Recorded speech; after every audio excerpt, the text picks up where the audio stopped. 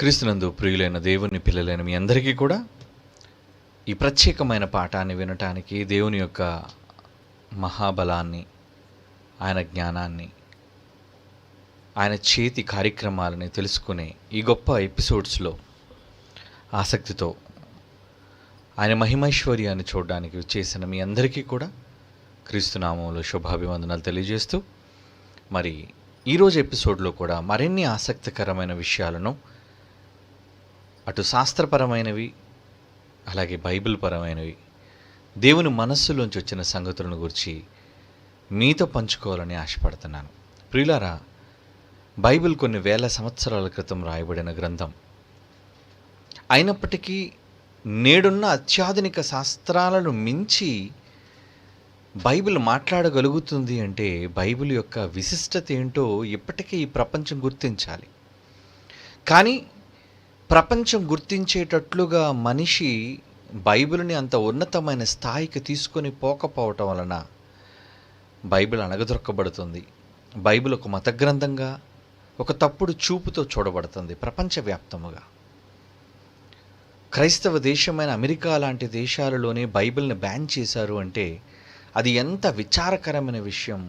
దీనిని బట్టి అమెరికన్స్కి ఎంత మరి అజ్ఞానముతో వాళ్ళు నిండిపోయారు అన్నది, బైబిల్ పైన సరైన అవగాహన వాళ్ళకు లేకపోవటం వలన తమ పిల్లల పాఠ్యపుస్తకాల్లో నుంచి తీయటం కానివ్వండి, బైబిల్ని చివరికి బ్యాన్ చేయాలి అని ఒక దారుణమైన పరిస్థితిలోనికి ప్రపంచ క్రైస్తవ దేశాలు వెళ్ళిపోయి అంటే అలాంటి వారికి బుద్ధి చెప్పాలి. అందుకే ఈరోజు భారతదేశంలో ఈ విశ్వవిద్యాలయం ద్వారా,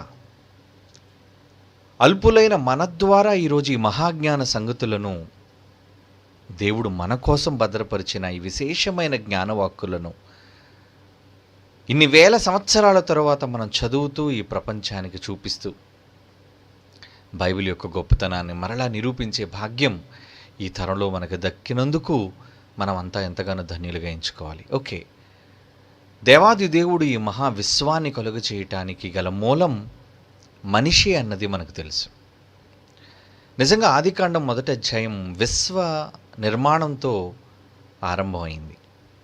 ఈ విశ్వాన్ని ఎలా నిర్మించాడు అని చెప్పటంలో ఆదికాండం తొలి అధ్యాయం మరి తొలి వచనాన్ని మనం చూడగలిగితే, ఆదియందు దేవుడు భూమి ఆకాశములను సృజించెను అన్నాడు. చూడండి, ఇది చాలా మరి ప్రత్యేకత సంతరించుకున్న మాట. అంటే దేవుడు తన విజ్ఞానాన్ని ఆరంభించటమే ఒక ఉన్నతమైన మాట చేత, ఒక శాస్త్రాతీతమైన మాట చేత, ఒక మహోన్నతమైన మాట చేత, వాక్యం చేత ఆయన బైబిల్ని ప్రారంభించాడు. ఆ మాట మనం చదువుకున్న మాట, ఆదియందు దేవుడు భూమి ఆకాశములను అంటున్నాడు. చూడండి, అంటే ప్రారంభంలో రెండిటికి ప్రధానమైన స్థానాలు దేవుడు కల్పించినట్లుగా చెబుతున్నాడు ఇక్కడ. ఏంటది? మొదట భూమి ఆయన దృష్టిలో, మొదట భూమి, తర్వాత ఆకాశానికైనా ప్రత్యేకత ఇచ్చాడు. భూమి నిజానికి ఆకాశంలో ఎంత చిన్నిదో గత ఎపిసోడ్స్లో మీరు చూశారు ప్రత్యక్షంగా. అంటే ఆకారంలో ఇది ఎంత స్వల్పమైనదో, ఎన్నిక లేనిదో అయినప్పటికీ, ఈ మహావిశ్వంలో దీనిని గుర్తించటమే కష్టమైనప్పటికీ దేవుడు మాత్రం భూమండలానికి ప్రత్యేకతనిచ్చి భూమి ఆకాశములను కలుగజేసును అంటున్నాడు. చూడండి, అంటే ఈ విశాలమైన విశ్వం, ఈ ఆకాశం భూమి కోసం.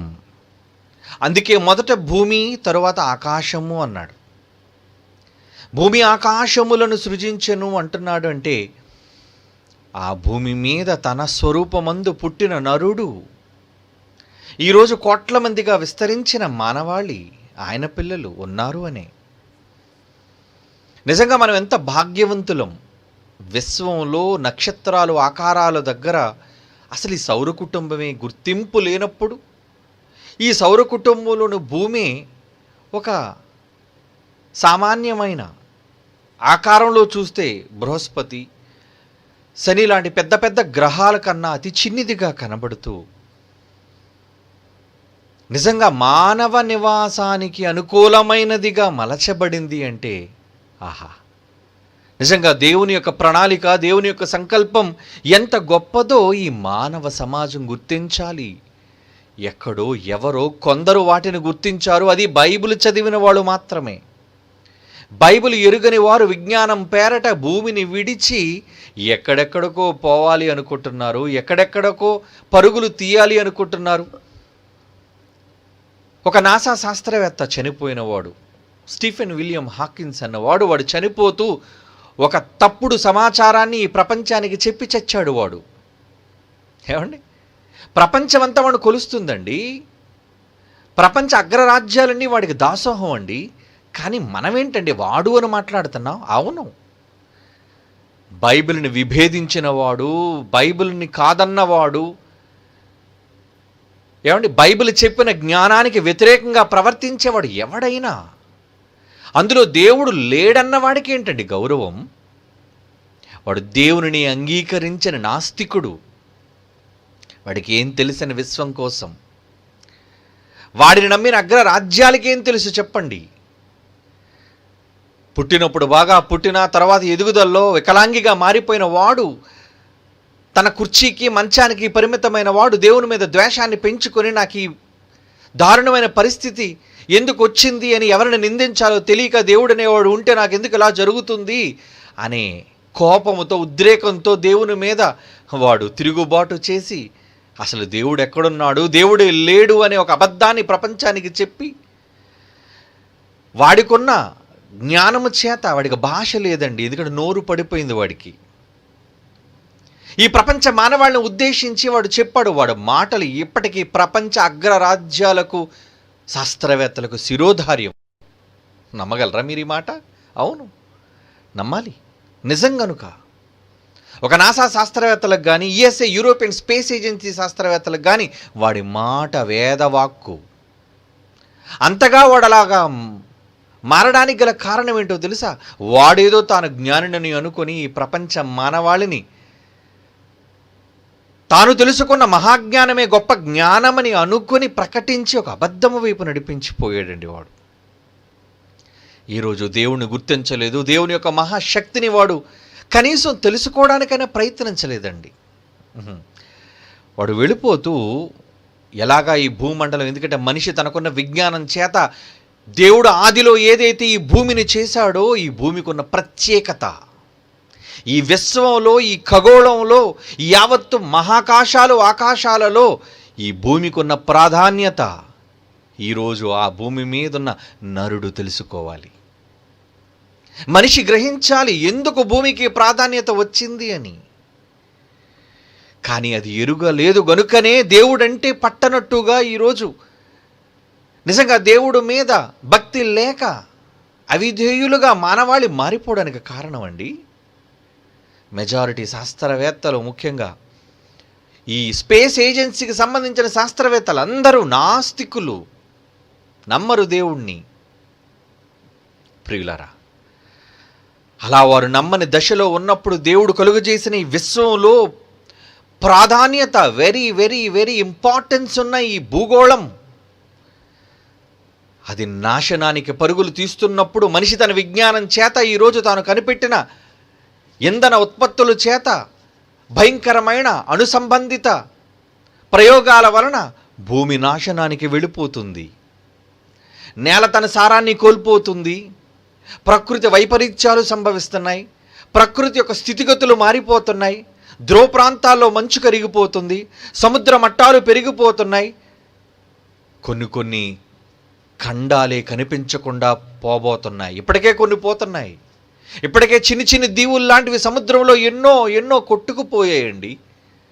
గ్లోబల్ వార్మింగ్ అని పేరు పెట్టాడు అందుకే మనిషి. తన వారసులు ఉండడానికి దేవుడు ఏర్పాటు చేసిన అద్భుతమైన భూమి, ఆకాశాలతో కంపేర్ చేస్తే ఇది చాలా గొప్పది. ఆకారంలో పెద్దగా కనబడే ఎన్నో కోటాను కోట్ల నక్షత్రాలు, మండలాలు, ఏమండి రాసులు రాసులుగా ఉన్నప్పటికీ ఈ భూమికి ఉన్న ప్రత్యేకత ఏ ఆకాశంలోని నక్షత్రాలకు కానీ, నక్షత్ర మండలాలకు కానీ లేదు, భవిష్యత్తులో ఎప్పటికీ రాదు. అది శాస్త్రానికి తెలుసా? ఎందుకు భూమికి ప్రత్యేకత ఉంది అనేది ఈ శాస్త్రానికి ఏం తెలుసండి? భూమిని విడిచి నింగిలో సాము చేద్దాం అనుకుంటున్నాడు. నేల విడిచి సాము. అందుకే నేలను విడిచిపెట్టాడు. మనుషులు కూడా వెళ్ళిపోవాలి అనుకుంటున్నాడు. నువ్వు శాటిలైట్లు పంపించు, ఇబ్బంది లేదు. విజ్ఞానం కోసం, మానవ ప్రయోజనాల కోసం ఏదైనా కృత్రిమమైన వాటిని నువ్వు పంపించు, ప్రజా ప్రయోజనకరమైనవి. కానీ మనిషి ఎందుకు భూమిని విడిచిపెట్టాలి అనుకుంటున్నాడు? వీడు ఇదిగో ఈ స్టీఫెన్ విలియం హాకిన్స్ లాంటి వాడు దేవునికి విరోధమైన మాటను చెప్పాడు గనుక వాడు ఏం చెప్పాడో ఒకసారి వీడియోలో చూడాలి. స్టీఫెన్ విలియం హాకిన్స్ వాడు ఏమైనా వార్నింగ్ ఇచ్చాడు హ్యూమన్స్ కోసం ఇప్పుడు మీరు చూడాలి వీడియోలో. ఆ వీడియోలో మీకు అర్థమయ్యేటట్లుగా నేను చెబుతాను వాడు ఏమంటున్నాడో, ఎక్కడికి వెళ్ళాలంటున్నాడో అనేది చూద్దాం. సౌండ్ పెట్టండి, సౌండ్ ముందు నుంచి పెట్టండి, వాడి పేరు వినబడాలి ఫస్ట్ నుంచి. Professor Stephen Hawking and other scientists believe that to secure the future of the human species, we must colonize another planet. వాడు ఏమంటున్నాడు తెలుసా అండి? మనుష్యులకు విపత్తు పొంచి ఉంది కాబట్టి భూమిని విడిచిపెట్టి మరొక కొత్త గ్రహంలోనికి వెళ్ళిపోవాలి. అదిగోండి వాడి మాటలు చూడండి. వాడికి ఒక కంప్యూటర్ కనిపెట్టి ఇచ్చారండి వాడి స్నేహితుడు. అది టాకింగ్ కంప్యూటర్ అంటారు దాన్ని. అంటే వాడు అనుకున్నది ఏమండి, వాడు చెప్పాలనుకున్నది ఆ కంప్యూటర్ ద్వారా వాడు మాట్లాడతాడు, అది శబ్దాన్ని ఇస్తుంది, అదే వాడి మాటలు. మీరు వింటున్న వాడి మాటలు చూడండి. ఓకే, వాడి మాటలు ప్లే చేయండి. Artificial intelligence gone rogue. We can and must use our curiosity and intelligence to look to the stars. We must do it now before humanity is overtaken by some disaster that we can neither anticipate nor control. కనుక మానవాళి నాశనం కాకముందు మరో గ్రహానికి వెళ్ళిపోవాలి అంటున్నాడండి. అందుకు వాడిచ్చిన సలహా ఏంటో తెలుసా ఏమండి? మరొక భూమి లాంటి సరికొత్త గ్రహాన్ని ఈ మధ్యనే 2016లో కనిపెట్టారటండి శాస్త్రవేత్తలు. అవునా?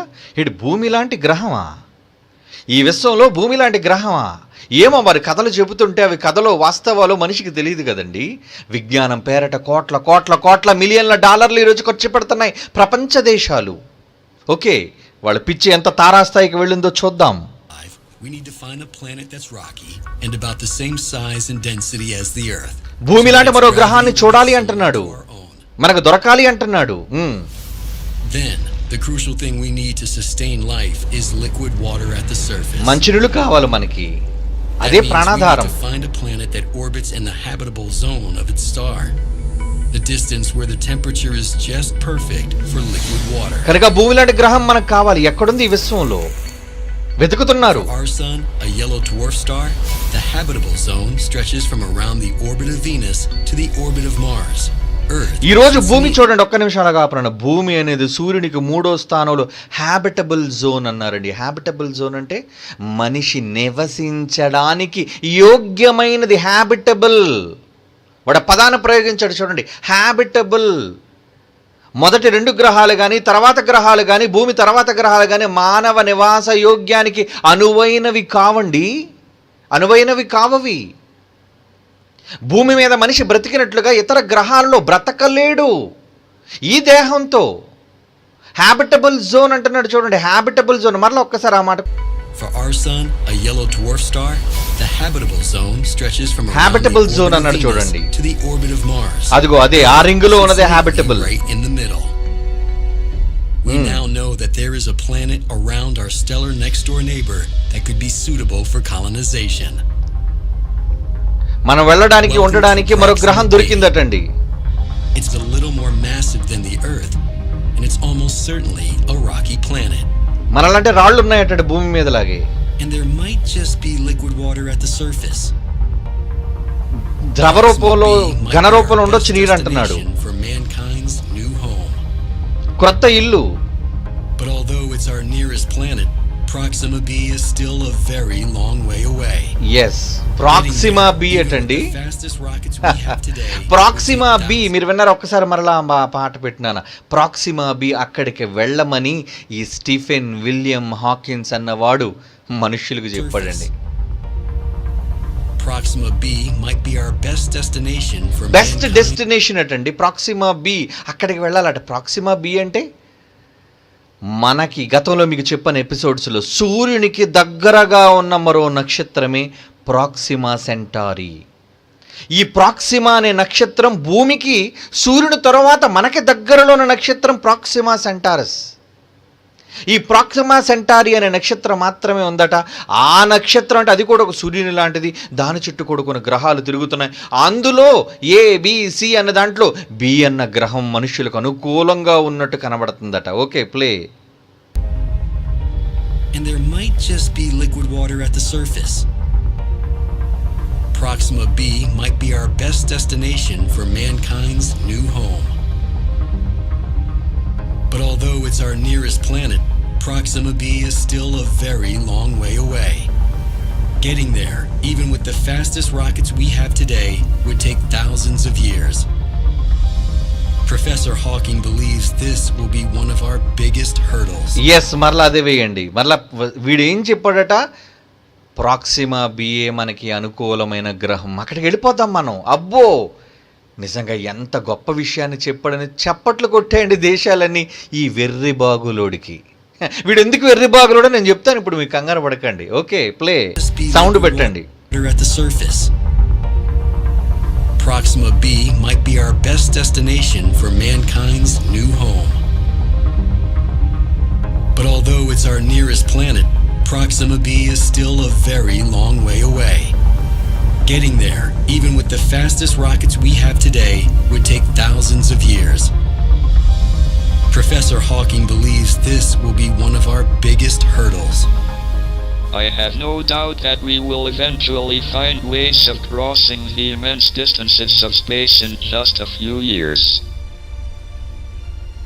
One of our species' great strengths is embracing new ideas and evolving them into cutting-edge technologies.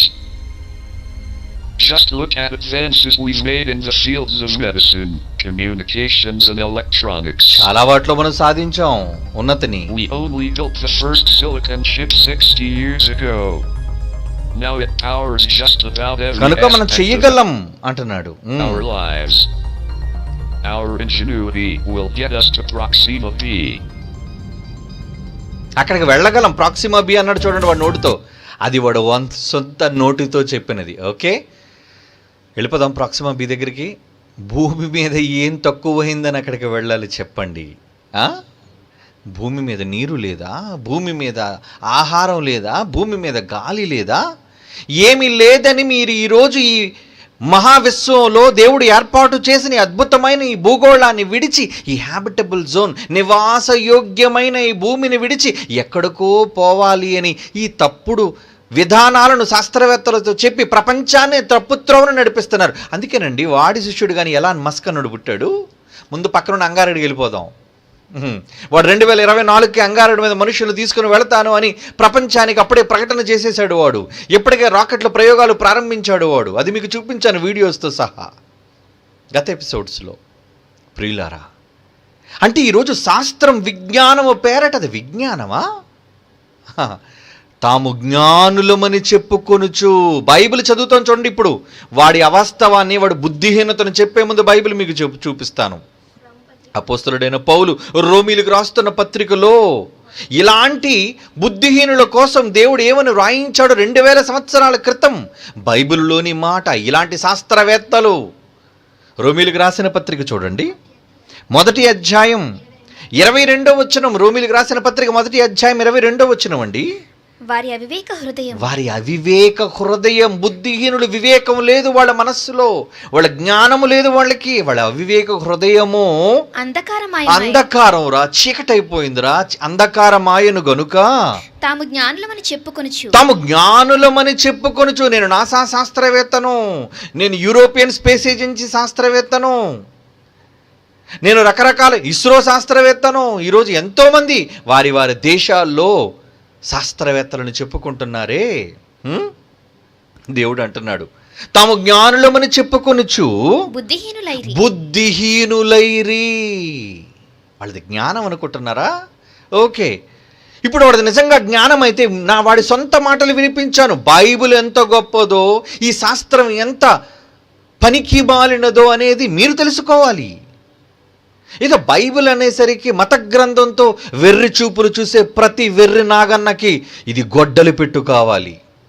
ఏమనుకుంటున్నారు బైబిల్ అంటే? ఎవడో కలుసుకొని కూర్చొని ఊహించి రాసినది కాదు ఇది. దేవుని యొక్క మహాజ్ఞానములో నుంచి జాలువారిన అతి స్వల్పమైన కొన్ని మాటలే ది బైబిల్. 66 పుస్తకాలు మహాజ్ఞానం. దానిని చదవడానికి, ఆలోచించడానికి నీ జీవితకాలం సరిపోదు. నిజంగా దాన్ని చదవగలిగితే, దాని యొక్క సారాన్ని తెలుసుకోగలిగితే, ఈ బుద్ధిహీన ప్రయోగాలు, ఈ పనికిరాని సంగతులను గూర్చి మానవాళి ఈరోజు తిండి లేక అనేక మంది బాధపడుతుంటే కోట్ల రూపాయల ప్రయోగాలు పేరట ఖర్చు చెయ్యదు. ఏమంటే అమెరికా ఈరోజు ఒక అగ్రరాజ్యం అండి. అమెరికాలో అడుక్కు తిన్నవాళ్ళు లేరని మీరు అనుకుంటున్నారా? అమెరికా వీధులలో కూడా, ఈవెన్ న్యూయార్క్ లాంటి మహానగర వీధులలో కూడా బెచ్చగాళ్ళు వీధుల పక్కన అడుక్కుతుంటారు. మీకు తెలుసా? తెలుసుకోవాలి మీరు. తిండి లేక అల్లాడిపోతుంటే కొన్ని వందల కిలోమీటర్లు మేర, ఈరోజు వందల వేల కార్లు కిలోమీటర్ల మేరన బారులు తీసున్నాయండి తిండి కోసం, కరోనా వలన. ఈ మధ్యన సోషల్ మీడియాలో మీరు చూసే ఉంటారు, రాత్రి అర్ధరాత్రి నుంచి పడిగాపులు కాస్తున్నారండి వాళ్ళు ఇచ్చే కొత్త భోజనం కోసం. అది అమెరికన్ సిచ్యువేషన్. అమెరికా ఒకటే కాదు ఏమండి, ఒక కెనడా, ఒక ఇంగ్లాండ్, ఒక ఆస్ట్రేలియా, ఒక ఫ్రాన్స్, ఈరోజు అగ్రరాజ్యాలు, గొప్ప గొప్ప దేశాలు, సంపన్న దేశాలు అనుకుంటున్న మనం ఆకలితో, ఆర్థిక మాంద్యంతో అలమటించిపోతున్నాయండి. అలాంటప్పుడు ఇన్ని వందల వేల లక్షల కోట్ల రూపాయలు, లక్షల కోట్లండి, లక్షల కోట్లు ఖర్చు అవుతుంది. ఏమనుకుంటున్నారు ఈ ప్రయోగాల కోసం? పేదవాడికి, నీ దేశంలో ఉన్న పేదవాడికి అంత బట్ట ఇవ్వలేని నువ్వు, నెల రోజులు 365 రోజులు ఒక నీ సిటిజన్, నీ పౌరుడికి అంత భోజనం పెట్టలేని నీవు ఎందుకయ్యా విశ్వాంతరాలలోనికి వెళ్ళి మరొక గ్రహాన్ని చూడాలనుకుంటున్నావు? ఏటి వెర్రినాగన్న మాటలు వినా, ఈ స్టీఫెన్ విలియం మాటలు వినా, వాడి సొంత మాటలు ఇప్పుడు మీరు విన్నారు మీ చెవులతో. ప్రాక్సిమా బీకి వెళ్ళిపోదాం, అది భూమి లాంటిదట, ఇటు చూసి వచ్చాడు మరి. అవునా? ఏమండి, అసలు ప్రాక్సిమా ఎంత దూరంలో ఉంది? గతంలో మీకు చెప్పాను, చెప్పమంటారు ఇప్పుడు? ప్రాక్సిమా సెంటారి అని ఈ భూమికి దగ్గరగా ఉన్న నక్షత్రం, ఆ గ్రహం అన్నాడే ప్రాక్సిమా బి అని, అది ఎంత దూరంలో ఉందో చెప్పమంటారా? మీరు ట్రై చేయండి, ఒకళ్ళు వెళ్ళగలరేమో. 4.22 కాంతి సంవత్సరాలు. ఇప్పుడు మీకు అర్థమై ఉంటుంది ఎంతకాలం వాడిది. అక్కడికి వెళ్ళడానికి దూరం ఎంతో తెలుసా? అది ఎంత దూరంలో మనకుందో తెలుసా? ఈరోజు భూమి నుంచి మీరు బయలుదేరితే దాన్ని రీచ్ అవ్వడానికి మీకు పట్టే కాలం, కాంతి సంవత్సరాలు 4.22 సంవత్సరాలు. పోని 2 పక్కన పెట్టండి, అందాక 4 కాంతి సంవత్సరాలు పడుతుంది. కాంతి ఒక సెకండ్కి 3 లక్షల కిలోమీటర్ల వేగంతో వెళుతుంటే, ఒక సంవత్సరానికి 9,60,00,000 కిలోమీటర్ల వేగంతో నువ్వు ప్రయాణం చేస్తే అప్పుడు నువ్వు 4 కాంతి సంవత్సరాల తర్వాత వెళతావు. ఓకే, ఇప్పుడు 4 కాంతి సంవత్సరాలు వెళ్ళడానికి భూమి మీద ఒకళ్ళు నిజంగా మనిషి బయలుదేరాడు అనుకోండి రాకెట్తో, ఇప్పుడున్న రాకెట్లు కానీ ఇప్పుడున్న వేగానితో కానీ మనం ఆలోచిస్తే మనిషికి పట్టే కాలం ఎంతో మీకు చెప్పమంటారా? 6,300 సంవత్సరాలు. మన సంవత్సరాలండి 365 డేస్ అంటున్నామే, 1 ఇయర్. ఇలాంటివి ఎన్ని సంవత్సరాలట? దగ్గరగా ఉన్న మనకి సూర్య కుటుంబానికి దగ్గరగా ఉన్న ప్రాక్సిమా సెంటారి అనే నక్షత్ర మండలంలోని ప్రాక్సిమా బి అనే దాని చుట్టూ తిరుగుతున్న భూమి లాంటి గ్రహమైన ఆ గ్రహానికి మానవాళ్ళంతా వెళ్ళిపోవడానికి ఎంతకాలం పడుతుందటండి? 6,300 సంవత్సరాలు. నీ వయసు ఎంతరా? నువ్వు బ్రతికే కాలం ఎంతరా? పట్టుమని 100 సంవత్సరాలు గట్టిగా బ్రతకలేని నీవు, ఏమండి 100 ఏళ్ళు ఒకళ్ళు పుట్టినప్పటి నుంచి నువ్వు ప్రయాణమైనా మిగతా 6,200 సంవత్సరాలు ఎవడికిస్తావురా నువ్వు? ఎవడి బాబుకిస్తావురా నువ్వు?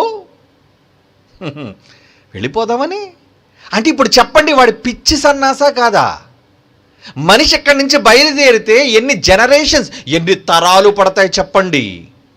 6,300 సంవత్సరాల కాలం అండి 4 కాంతి సంవత్సరాలు అంటే. అంత దూరంలో ఉందండి మనకది. 4 కాంతి సంవత్సరాల దూరంలో ఉందంటే 6300 సంవత్సరాలు ప్రయాణానికి పడితే నువ్వు బ్రతికేది ఎప్పుడు, అక్కడికి చేరేది ఎప్పుడు, తిరిగి సమాచారాన్ని ఇచ్చేది ఎప్పుడు, ఎక్కడున్న జనం అంతా అక్కడికి పోయేది ఎప్పుడు? అసంభవం. కానీ ఈ మాట ఈ శాస్త్ర ప్రపంచానికి చెబితే నమ్ముతుందా? వీడికి పిచ్చోడండి, మతమూర్ఖుడు. మనకు పెట్టే పేరేంటి? వీళ్ళకి బాగా బైబిల్ పిచ్చి పట్టిందండి. లేదంటే వీళ్ళకంతా కూడా మత ఛాందస్సవాదంతో నిండిపోయారండి. రిలీజియస్ ఫండమెంటలిస్టా మనమంతా మత ఛాందస్సవాదులు అంట. ఏమండి, ఒక మనిషి బయలుదేరడానికి ఇన్ని వేల సంవత్సరాలు పడుతున్నప్పుడు ఏ ధైర్యంతోనూ మనుషులు అక్కడికి వెళ్ళిపోవాలంటున్నావురా? పోనీ మనిషి ఆయుష్కాలం ఏమైనా పెరుగుతుందా? ఏమండి, ఉన్న ఆయుష్కాలాన్ని కాపాడుకోలేని దౌర్భాగ్య పరిస్థితిలో దిగజారిపోతున్న ఈ మానవాళ్ళని చూచి పట్టుమని ఈడు 60 ఏళ్ళు కూడా బతుకుతాడో లేదో డౌట్ ఉన్న ఈరోజు సగటు మానవ ఆయుష్కాలాన్ని బట్టి చూస్తే నువ్వు అక్కడికి వెళ్ళి తిరిగి రాగలవా? పోనీ అక్కడికి నువ్వు చేరగలవా? పోనీ అక్కడికి వెళ్ళిన తర్వాత ఎలా ఉంటుంది? చూపిస్తాను ఒకసారి మీకు. ఏమండి, ఒక్కసారి మీరు అక్కడికి Proxima Centauri could be the planet. ఏమంటే ఒకసారి అది అక్కడ ఎలా ఉంటుంది, దాని పరిస్థితులు ఏంటి? వీళ్ళు ఊహించారు, ఇంకా చూసారు. కేవలం వీళ్ళు టెలిస్కోప్లో, హబుల్ స్పేస్ టెలిస్కోప్ ఉంది కదండి, దాని ద్వారా దుర్బిణిలో వీళ్ళు చూశారు అంతే, దూరం ఉన్న వాటిని. చూడండి, ఇప్పుడు ఆ గ్రహం సౌండ్ పెట్టినానా. Astronomers have discovered new earth. అదిగోండి, ఆస్ట్రానమర్స్ అంటే ఖగోళ శాస్త్రజ్ఞులు. The planet is called, slow చేయనా, the planet is called Proxima B and orbits the red dwarf. అంటే ఒక ఎర్రటి గోళం లాంటిది. సూర్యుడు ఎలాగైతే మన పసుపు పచ్చ గోళమో అలాగే ఒక ఎర్రటి గోళం తిరుగుతుంది సూర్యుడు లాంటిది. దాని చుట్టూ తిరుగుతున్నదే దాని పేరు ఆ రెడ్ డ్వార్ఫ్. ఆ సూర్యుని పేరు ఏంటంటే, మన దానికి సన్ అని కదండి పేరు, మన సౌర కుటుంబంలో సూర్యునికి సన్ అని పేరు. అలాగే ఆ సౌర కుటుంబంలో ఆ నక్షత్రానికి లేదా ఆ సూర్యుడికి ఉన్న పేరు ఏంటో తెలుసా? Proxima Centauri. అది రెడ్ డ్వార్ఫ్ స్టార్ అన్నారు దాన్ని. ఏమండి, కనుక దాని చుట్టూ తిరుగుతుంది కాబట్టి దానికి ఏబిసి అని కొన్ని గ్రహాల చుట్టూ ఆకర్షణలో తిరుగుతున్నాయి కాబట్టి ప్రాక్సిమా బి అని దానికి పేరు పెట్టారండి. అది ప్రాక్సిమా సెంటారీ నక్షత్రం కాబట్టి ప్రాక్సిమా బి దగ్గరికి వెళ్ళాలి అంటున్నాడు. Okay, play.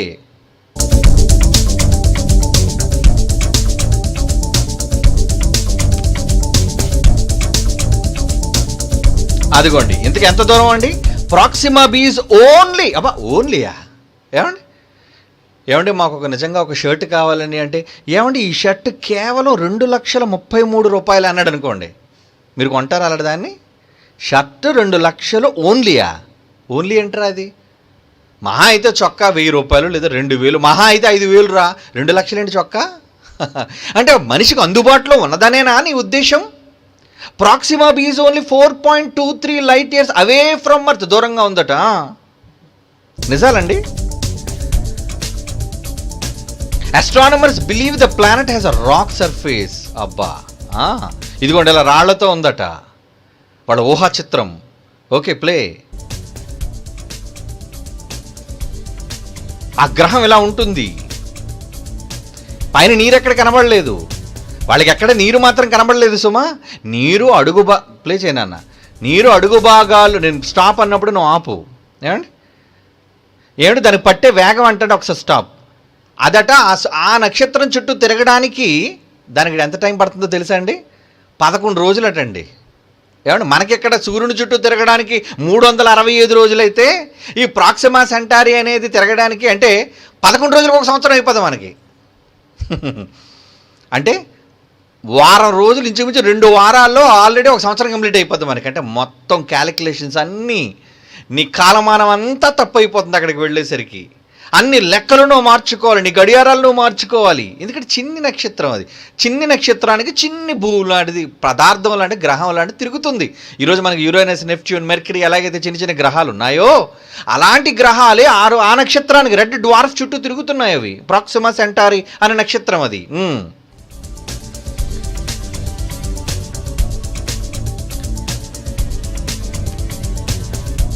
ఈ మధ్యన కనిపెట్టారు దాన్ని.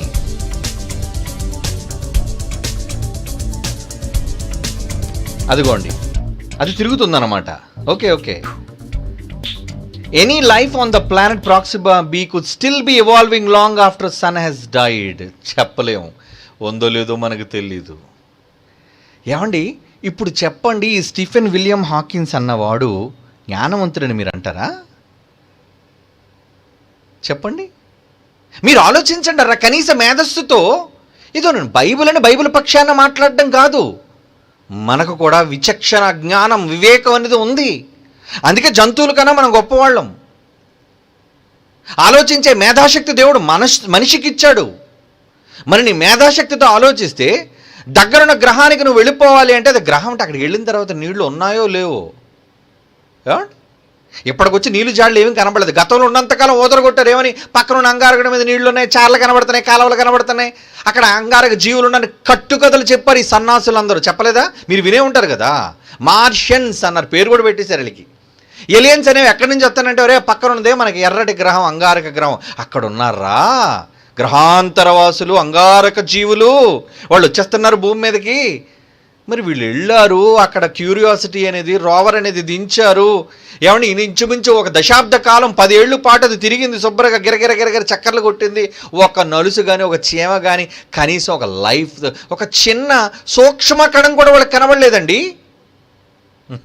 మరి ముందు చెప్పిన కట్టుకథలన్నీ, మార్షియన్స్ అన్నావు, అక్కడ కాలువలు తవ్వారు అన్నావు, ఇవన్నీ కట్టుకథలు నమ్మమంటావా? మరి మనకు ముందు చచ్చిపోయిన వాళ్ళందరూ, తాత ముత్తాతలందరూ కూడా వాళ్ళు ఏం చేశారు? అబద్ధాలను నమ్మి చచ్చారు. ఆ దౌర్భాగ్యులు ఫండింగ్ చేశారు, దానికోసం లక్షల కోట్ల రూపాయల ప్రజా ధనాన్ని ఖర్చు చేశారు వాళ్ళంతా విజ్ఞానం పేరట. బుద్ధిహీనులు.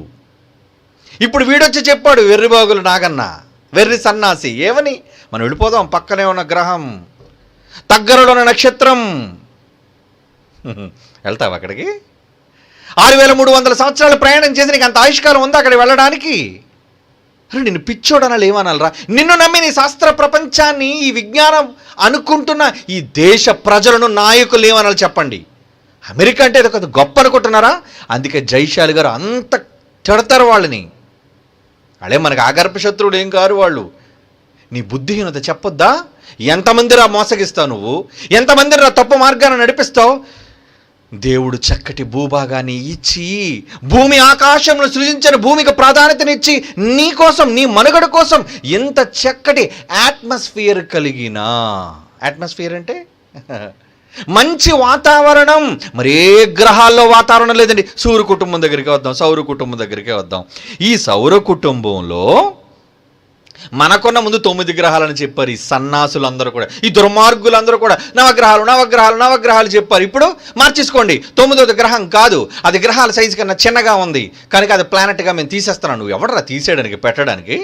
కలుగు చేసిన వాడు నీ చేత కాదు, కేవలం చూసి పేర్లు పెట్టుకునే దౌర్భాగ్యుడు నువ్వు.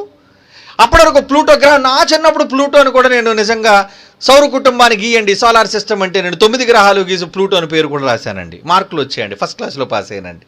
మరి ఇప్పుడు ఏంటంటే దుర్మార్గులు ప్లూటో గ్రహం కాదు, ఇప్పుడు కేవలం మనకి 8 గ్రహాలు మాత్రం, అష్టగ్రహాలు మాత్రం లెక్క పెట్టాలి అంటారు. ఏంటండి ఈ పనికి మాలిన సన్నాసులు?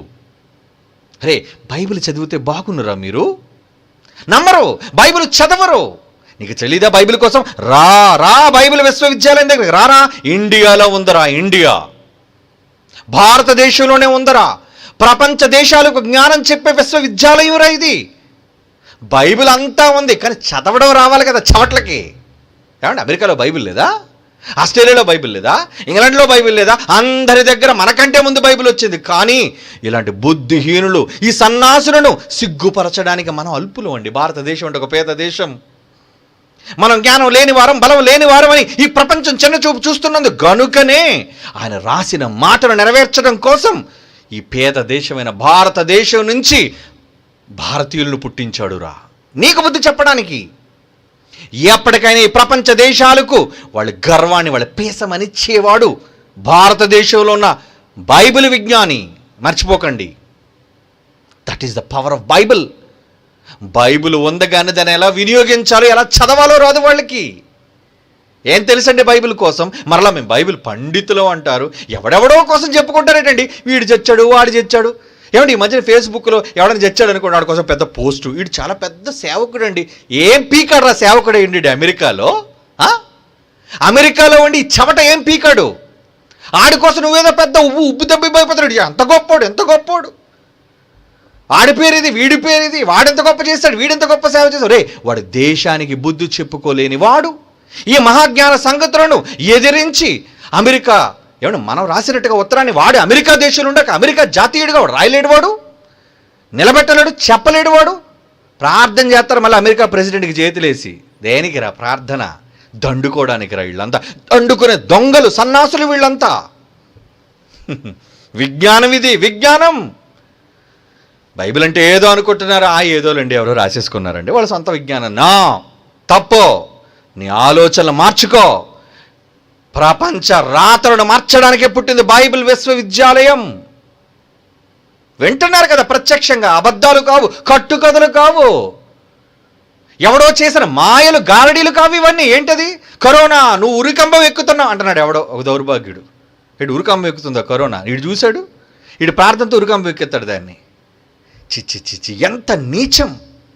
ఇలాంటి దౌర్భాగ్యుల వల్ల దేవుడు అవమానించబడుతున్నాడు, బైబిల్ అవమానించబడుతుంది, క్రీస్తు మహాజ్ఞానం అవమానించబడుతుందండి. మహాజ్ఞానాన్ని బైబిల్లో ఉన్నది ఉన్నట్టుగా చెబితే ప్రతివాడు బైబిల్ ముందు ప్రణమిల్లాలి, సాష్టాంగపడాలి. అలా చెప్పగలుగుతున్నావు బైబిల్ నువ్వు? ఎంతసేపు రా ప్రార్థన చేస్తాను నీకోసం, ఎంత ఇస్తావు కానుక? నాతో ఫోటో తీయించుకోవడానికి ఒక రేటు, నాతో భోజనం చేయడానికి ఒక రేటు, ఒక స్పెషల్ ప్యాకేజీ కోసం ఒక రేటు. ఇలా ప్రతి దానికి వ్యాపారం చేసి బ్రతుకుతున్న ఈ దౌర్భాగ్యులనంత కాలం బైబిల్ విలువ తెలియదండి, తెలీదు. అందుకేనండి జైశాలి గారి విప్లవాన్ని ప్రారంభించారు 40 ఏళ్ల క్రితం. 40 ఏళ్ల క్రితం ఈ మహా విప్లవ ప్రభంజనాన్ని ప్రారంభించారు. రానున్న రోజుల్లో ప్రపంచాన్ని దావానలను దహించబోతుంది ఇది. Wait and see. ఎంతమంది ఎన్ని బురద జల్లినా, ఎంతమంది అక్రమకారులు ఎన్ని తప్పుడు క్రియలు చేసినా, అణిచేద్దామని తప్పుడు కార్యక్రమాల్లో లంచాలకు మరిగి ఎన్ని తప్పుడు క్రియలు సృష్టించినా ఆపలేరురా. ఆ రోజు అదే మాట చెబుతున్నాం, ఈ రోజుకి ఎప్పటికీ ఇదే మాట చెబుతాం. మమ్మల్ని ఎవడు ఆపలేడురా. కారణం మా వెనక ఉండి ప్రోత్సహించేది దేవుడు. మా గొప్ప కోసం కాదు ఇది. దేవాది దేవుని శక్తి ప్రపంచానికి చెప్పడం కోసం చూద్దురుగా నేను శక్తి ఏంటో చూపిస్తాను, ఆయన వల్ల ఎలా ఉందో. ప్రపంచం మానవాళి బ్రతుకుతుందంటే ఆ మహానుభావుడి చలవ, దయా. విశ్వాన్నంతటిని విడిచిపెట్టి, పట్టరాని ఆకాశ మహాకాశాలను విడిచిపెట్టి కేవలం భూమిని మాత్రమే ఎందుకు చూస్తున్నాడో తెలుసా? భూమిని నివాస యోగ్యంగా మలిచాడు. నువ్వంటున్నావురా ఈరోజు హ్యాబిటబుల్ అని, నీ మొహం తగలబెట్ట. హ్యాబిటబుల్ జోనా? భూమి అట హ్యాబిటబుల్ జోన్లో ఉందట. బైబిల్ చెప్పిందిరా. రే నువ్వు పుట్టకముందు, నీ తాత ముత్తాతలు పుట్టకముందు, ఈ శాస్త్ర ప్రపంచానికి బొడ్డు కత్తిరించకముందు చెప్పిందిరా బైబిల్. చూస్తావా బైబిల్లో? చూడండి రా, మీరు కూడా చూడండి. ఈ దొంగ సన్నాసులు ఈ విశ్వవిద్యాలయాలు, ఈ ఉస్మానియాలో కానీ ఆంధ్ర యూనివర్సిటీలో కానీ ఎక్కడెక్కడైనా తాము గొప్ప గొప్ప విశ్వవిద్యాలయం చెప్పుకొని ఏ ప్రొఫెసర్ కానీ ఎవడనుండి చెప్పండి, బైబిల్ ఇది బైబిల్. మీకు తెలిసిన ఆస్ట్రానమీ ఏంటి, బైబిల్కున్న ఆస్ట్రానమీ ఏంటి? ఇది ఖగోళం అంటే ఇది, విశ్వశాస్త్రం అంటే ఇది అని మీరు చెప్పాలి విద్యార్థులారా. అందుకే నోట్ చేసుకోండి, రాసుకోండి. ఎప్పటికైనా మీరే ఈ ప్రపంచానికి బుద్ధి చెప్పే నాయకులు కావాలి. యోబు గ్రంథం చూడండి, బైబిల్ 37వ అధ్యాయం, యోబు గ్రంథం 37వ అధ్యాయం 12వ వచనం ఏమంటున్నాడు? ఆయన వలన నడిపింపబడినవై ఈ నక్షత్ర గమనములు, గ్రహాలు, వాటి కదలికలు, వాటి వేగాలు ఇవన్నీ తిరుగుతున్నాయి అంటే శూన్యంలో ఉన్నాయిరా. శూన్యంలో ఎవరు తిప్పుతున్నారు దానిని? ఆయన వలన నడిపింపబడినవై చాలా తిప్పుతున్నాడు.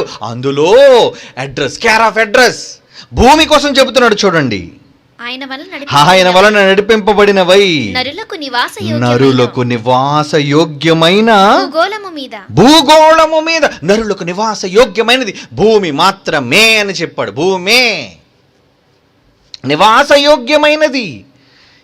భూమిని దాటితే ఉండలేమా? అసలు భూమిని దాటి పైకి వెళుతున్నావు, ఏమైపోతావు నీకు తెలుసా?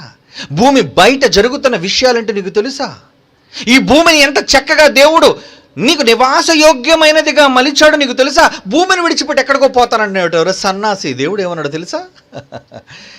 బైబిల్ చెప్తుంది చూడండి, యెషయా గ్రంథం 45వ అధ్యాయం, యెషయా గ్రంథం 45వ అధ్యాయం 18వ వచనం చూడండి. బైబిల్లో వేల సంవత్సరాల క్రితం క్రీస్తు పూర్వం రాయబడిన మాటలండి. యెషయా గ్రంథం 45:18. ఆకాశములకు సృష్టికర్తయగు యెహోవాయే, హీఈస్ ద ఓన్లీ గాడ్. ఆయనే దేవుడు. ఆయన భూమిని కలుగజేసి, నువ్వుంటున్న భూమిని ప్రాక్సిమస్ అంటారు. నీకు అదరు దరిద్రుడా, ఎక్కడెక్కడో ఉన్న గ్రహాలు కాదురా, అంగారుడు కాదురా పక్కన ఉన్నది. ఆయన భూమిని కలుగజేసి దాన్ని సిద్ధపరిచి రెడీ చేశాడు. దేనికి రెడీ? ఎవరి కోసం రెడీ? ఒక పెళ్లి కూతురు రెడీ అయిందంటే వరుడి కోసం, ఒక గృహం రెడీ అయిందంటే అందులో ఉన్న కుటుంబం కోసం. మరి భూమి రెడీ అయిందంటే ఎవరి కోసం రా? ఆయన కుటుంబం కోసం. ఎస్, గాడ్స్ ఫ్యామిలీ, దేవుని కుటుంబం భూమి మీద నివసించడం కోసం మాత్రమే భూమిని సిద్ధపరిచాడు అంటున్నాడు బైబిల్లో. ఎవడు కాదనగలడు దీన్ని? నమ్మవురా? నమ్మం. బైబిల్ నమ్మవురా? దేవుని మాటలు నమ్మ. నీల శాస్త్ర పరిశోధనలు చేసి లక్షల కోట్ల రూపాయలు ప్రజాధనాన్ని దోపిడీ చేసి ఒక తప్పుడు మాటలు చెప్పడానికి కాదు ఇది. బైబిల్లో హ్యాట్స్ ఆఫ్ టు బైబిల్ అండి. ఎంత గొప్ప మాట. ఆయన భూమిని కలుగజేసి దాన్ని సిద్ధపరిచి స్థిరపరిచెను. నిరాకారముగా ఉండునట్లు ఆయన దాన్ని సృజింపలేదు. ఎస్, అండర్లైన్ చేసుకోండి. నివాస స్థలమగునట్లుగా. ఎవరికి నివాస స్థలం? కోటాను కోట్ల దేవదూతలకు కాదండి. భూమి మీద తన స్వరూపం ఇచ్చిన మనుష్యుల కోసం అండి. నివాస స్థలమగునట్లుగా దానిని సృజించెను. నమ్మవా? ఇప్పటికీ నమ్మవా? భూమి మాత్రమే నివాస స్థలం. ఒక యోబుతో రాయించాడు అదే మాట మరొక ప్రవక్త అని యెషయా ద్వారా రాయించాడు. ఆ మాట వినరా? ఎన్ని మాటలు కావాలి చెప్పండి. మరొక మాట కూడా చూద్దాం. అసలు మరొక మాట కూడా చూద్దాం. కీర్తన గ్రంథం 142వ కీర్తన 5వ వచనం చూడండి ప్రియులారా. 142వ కీర్తనలోని 5వ వచనం. సజీవులు భూమి మీదే ఉన్నారు రా. జీవరాశులు, జీవం అన్నది భూమి మీదే ఉంది అంటున్నది చూడండి బైబిల్. కీర్తన గ్రంథంలో ఒకటి యెషయా గ్రంథంలో చదివాం, ఒకటి యోబు గ్రంథంలో చదివాం. క్రీస్తు పూర్వం రాయబడిన మాటలు.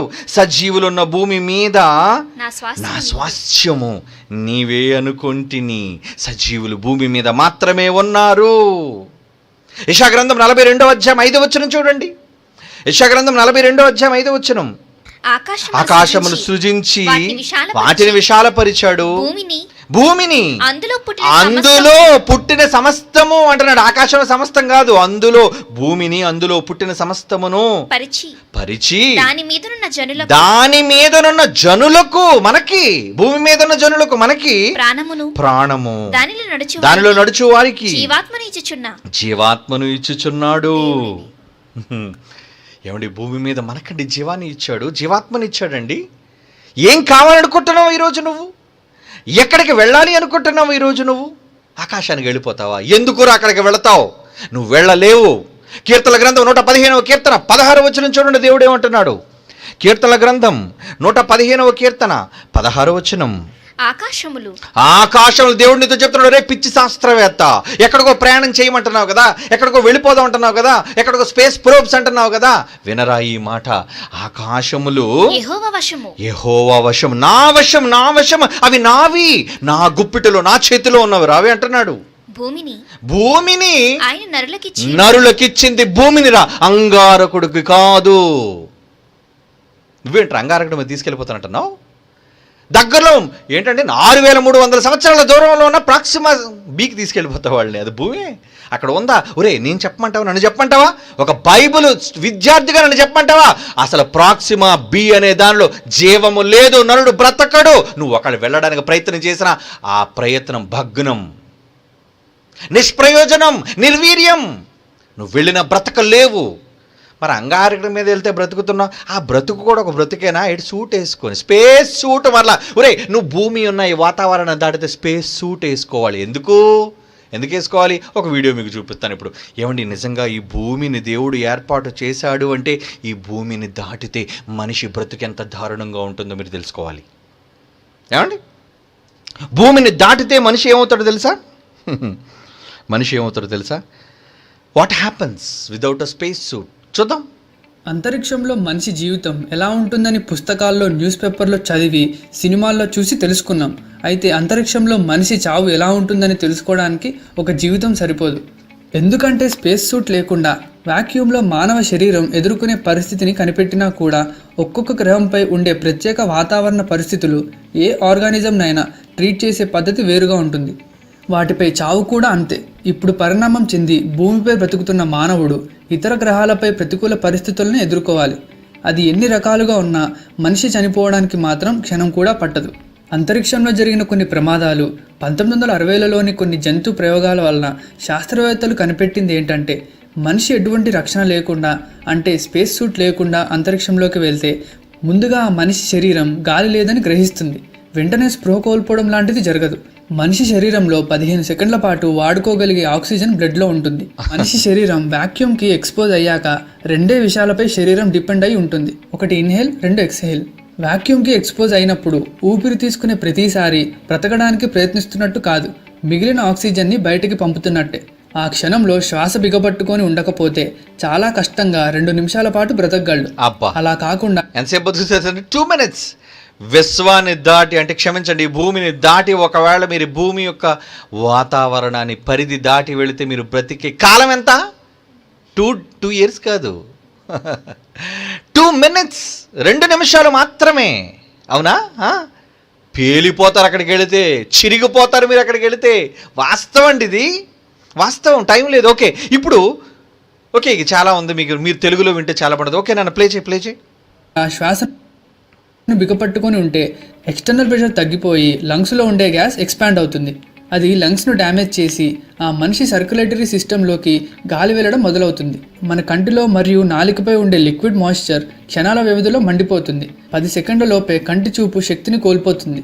సరిగ్గా 10 సెకండ్ల తర్వాత ఆ మనిషి చర్మం మరియు దాని కింద ఉండే కణజాలు ఉబ్బడం మొదలవుతుంది. చర్మపు రంగు నీలం రంగులోకి మారిపోతుంది. దానికి కారణం మానవ శరీరాలు భూమిపై ఉండే అట్మాస్ఫియర్ ఎయిర్ ప్రెషర్కి పరిణామం చెందాయి. మన బ్లడ్ మరియు బ్లడ్లోని ద్రవ పదార్థాలు లిక్విడ్ స్టేట్లో ఉండడానికి అది సహాయపడుతుంది. బ్లడ్లోని వాటర్ అట్మాస్ఫిరిక్ ప్రెషర్ లేనప్పుడు ఆవిరవుతుంది. అది మన శరీరంలోనే అవ్వడంతో మన చర్మం ఉబ్బడం మొదలవుతుంది. అయితే మనిషి చర్మం చీలిపోకుండా ఆ ప్రెషర్ని తట్టుకునే శక్తి చర్మానికి ఉంటుంది. ఒక బెలూన్ లాగా ఆ మనిషి ఉబ్బినా కూడా తిరిగి అట్మాస్ఫిరిక్ ప్రెషర్లోకి ఆ మనిషిని తీసుకురాగానే ఆ మనిషి చర్మం తిరిగి సాధారణ స్థితికి చేరుకుంటుంది. ఒక 15 సెకండ్ల పాటు శరీరంలోని మిగిలిన ఆక్సిజన్ని ఆ శరీరం వాడుకుంటుంది. యూరినేట్ చేయడం, వాంతి అవ్వడం జరుగుతుంది. దానికి కారణం బాడీలో ఉండే ప్రెషర్ శరీరానికి ఉండే అన్ని రంధ్రాల నుండి ఫ్లూయిడ్స్ని బయటకు పంపేందుకు ఫోర్స్ చేస్తుంది. స్పృహ కోల్పోయిన తర్వాత బ్రెయిన్ డెడ్ అయ్యి గుండె ఆగిపోతుంది. 1 నిమిషంలో శరీరంలో సర్క్యులేషన్ పూర్తిగా ఆగిపోతుంది. మరొక నిమిషంలో ప్రాణమే పోతుంది. ఆ స్పృహ లేని స్టేజ్లోనే మూర్ఛం కూడా వస్తుంది. కానీ ఈ ప్రక్రియ అంతా చెప్పినంత నెమ్మదిగా జరగదు. కేవలం క్షణాల వ్యవధిలోనే ఇదంతా జరిగిపోతుంది. కనీసం నొప్పితో అరిచే సమయం కూడా ఉండదు. అందుకే భూమిపై టార్చర్ అనుభవిస్తూ చనిపోయే దానికన్నా చాలా మెరుగైనది. 12 నుండి 24 గంటల్లో మంచు ముక్కలా ఆ శరీరం గడ్డకట్టుకుపోతుంది. నెమ్మదిగా శరీరం డికంపోజ్ అవుతుంది. కానీ ఆక్సిజన్ ఉండదు కాబట్టి వేరే విధంగా డికంపోజ్ అవుతుంది. ఒకవేళ ఎటువంటి మెటరాయిడ్స్ ఆ శరీరాన్ని ముక్కలు చేయకపోతే అంతరిక్షంలోనే ఆ శరీరం కొన్ని లక్షల సంవత్సరాలు తిరుగుతుంది. ఒకవేళ ఎవరి నుండైనా ఆ మనిషికి సాయం అంది 90 సెకండ్లలో ఆ శరీరాన్ని డీప్రెషర్ చేస్తే తప్ప బ్రతికే అవకాశం ఉండదు. ఒకవేళ అలా బ్రతికిస్తే ఆ శరీరానికి పెద్దగా నాశనం జరగదు, కేవలం హైపోథర్మియా, సన్బర్న్ లాంటివి తప్ప. కొంతమంది ఇండిపెండెంట్ సైంటిస్టులు జరిపిన ప్రయోగాల్లో వాళ్ళు తెలుసుకుంది ఏంటంటే, స్పేస్లో ఉండే వాక్యూమ్ మనిషి శరీరంలోని రక్తాన్ని చర్మంలోని చిన్న రంధ్రాల నుండి బయటకు పంపుతుందని. అయితే అది వాస్తవమని ఏ సైంటిస్ట్ కూడా అధికారికంగా ఇంకా ఒప్పుకోలేదు. అయితే ఇది కేవలం ప్రయోగాలు, స్టడీస్ ద్వారా తెలుసుకున్న విషయాలే. నిజంగా ఏం జరుగుతుందని ప్రాక్టికల్గా ఒక ఆస్ట్రోనాట్ వాక్యూమ్లో చనిపోయిన సంఘటనలు లేవు. అంతరిక్షంలో ఒకవేళ కేవలం ఒక స్పేస్ సూట్తో మాత్రమే తప్పిపోతే మనకి సినిమాల్లో చూపించినట్టుగా. ఓకే అండి, అంటే స్పేస్ సూట్ లేకుండా అసలు నువ్వు వెళ్ళలేవు. అందుకే ఏ ఆస్ట్రోనాట్ చూడండి, వాడు వ్యామోగామి అయినా సరే వ్యామో నౌక ఎక్కేటప్పుడు ఖచ్చితంగా స్పేస్ సూట్ అనేది వేసుకోవాలి. ఎందుకో తెలుసా? నువ్వు భూమి వాతావరణాన్ని దాటి బ్రతకలేవు. అలా నిన్ను మార్చేసేది ఏంటో తెలుసా? భయంకరమైన భగభగా మండే సూర్యుని నుంచి వెలువడే రేడియేషన్, వేడి తట్టుకోలేవు నువ్వు. భూమి మీద ఎండాకాలం టెంపరేచర్ ఎక్కువైపోతున్నా తట్టుకోలేక మిలమల మాడిపోయి పెట్టలు రాలిపోయినట్టు రాలిపోతుంటారే. ఈ ఖగోళంలో ఈ భూమికి ఉన్న పొరను దాటి నువ్వు వెళితే నువ్వు చస్తావు. అందుకే నీకు ఒక సూట్ కావాలి ఆ రేడియేషన్ తట్టుకోవడానికి. యూవి అంటారు, అల్ట్రా వైలెట్ కిరణాలు. యూవి రేస్ అంటారు, సూర్యుడి నుంచి వచ్చే అతి నీలి లోహిత కిరణాలు. అది కానీ చర్మాన్ని తాకితే ఇప్పుడు చెప్పాడే అలా నువ్వు 2 నిమిషాల్లో మాత్రమే చచ్చిపోతావు. ఇదండి భూమిని దాటితే ఉండే పరిస్థితి. మరి పక్కన ఉన్న గ్రహాల్లో ఏమండి మీకు ఒక బొమ్మ చూపిస్తాను. ఇప్పుడు ఏ గ్రహం మీద ఎంతసేపు మీరు బ్రతుకుతారో అనేది మనం ఒకసారి చూద్దాం. ఏమండి ఏ గ్రహాలలో ఎంతసేపు మనం బ్రతకగలము అనేది ఒక చిన్న క్లిప్ మీకు ఇప్పుడు చూపిస్తున్న ఒక వీడియో. దాంట్లో చక్కగా టైమింగ్ ఉంటుంది. ఏనా ఏమండి మొట్టమొదటి మెర్క్యూరీ అండి. అక్కడికి వెళ్ళారనుకోండి 2 నిమిషాల్లో చచ్చిపోతారు మీరు ఈ శరీరంతో.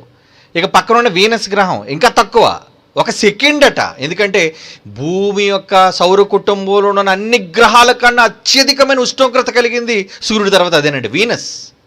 అదేనండి ఆ గ్రహం. కనుక 1 సెకండ్లోనే చేస్తారట, అంటే చిటికలో చేస్తారు మీరు. ఇక భూమి మీద ఏదో 80 ఏళ్ళు వేసాడు, ఓకే. పక్కనున్న అంగారకుడు చూడండి, మన పక్కనే ఉంది తర్వాత గ్రహం. 2 minutes, 2 నిమిషాలే, పెద్ద వ్యవధేమీ లేదండి.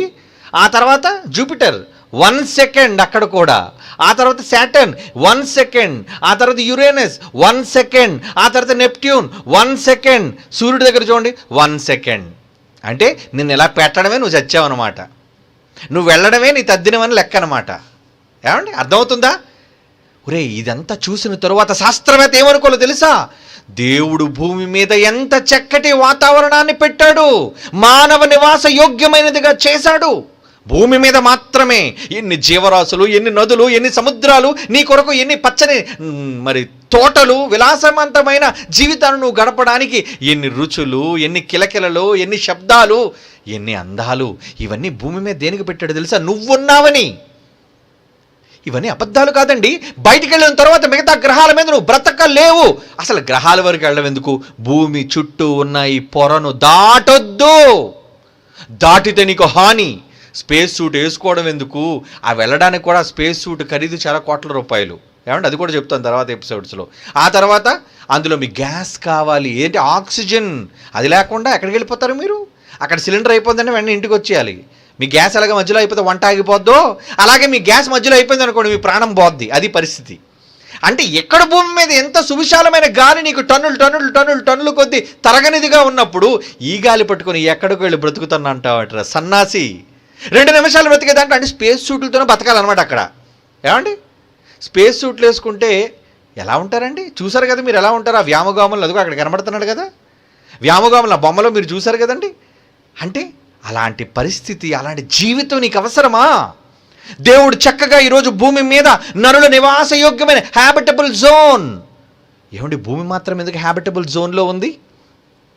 హ్యాట్స్ ఆఫ్ అండి. నిజంగా ఇటువంటి శాస్త్ర పరిజ్ఞానం అర్థమైంది ఒక శాస్త్రవేత్త ఉన్నాడండి. He's none other than mister Isaac Newton అండి. భూమికి గురుత్వాకర్షణ శక్తి ఉందని చెప్పాడు. ఈరోజు వరకు పాఠాలు చదువుకుంటారు, ఆయన చెప్పకపోతే మీరు చదవరు. అలాంటి శాస్త్రవేత్త ఆయన ఏమన్నాడో తెలుసా? శాస్త్రవేత్త చెప్పిన మాటలు విను.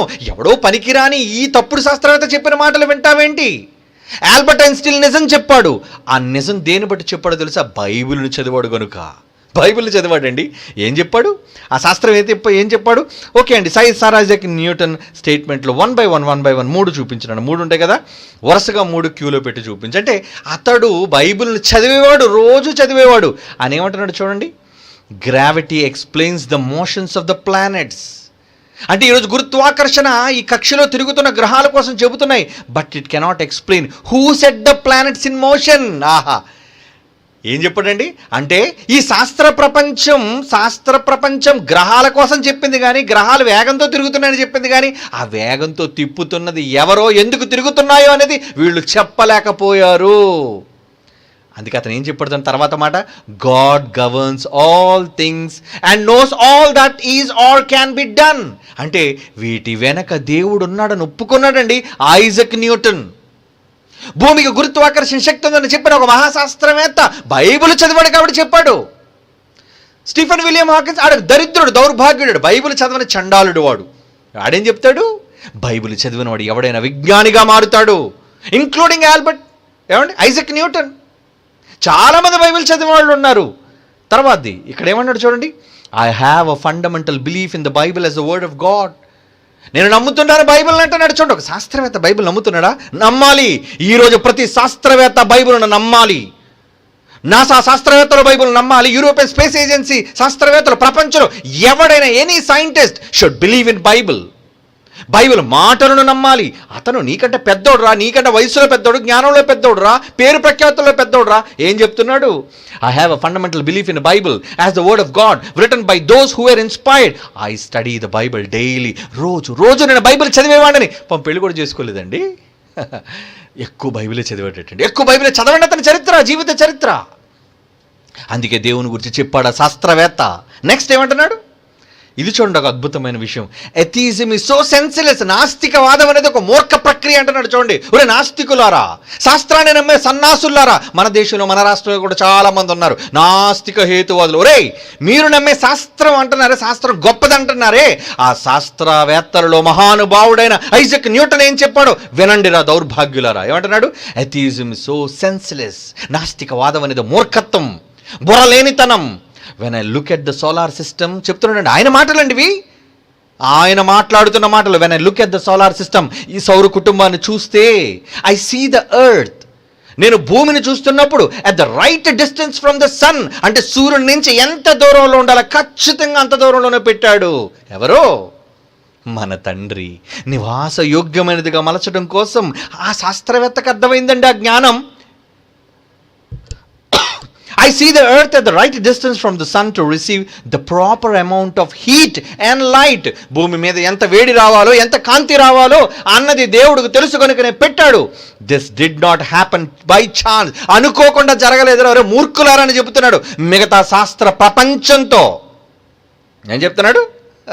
ఒరే, ఈ సౌర కుటుంబంలో మూడో గ్రహంగా మాత్రమే భూమి ఎందుకుందో తెలుసా? అంత దూరం ఎందుకు పెట్టాడో తెలుసా? అక్కడ మాత్రమే జీవి నివసించగలదు అని, అక్కడ మాత్రమే మనిషి ప్రాణంతో నివసించగలడు అని.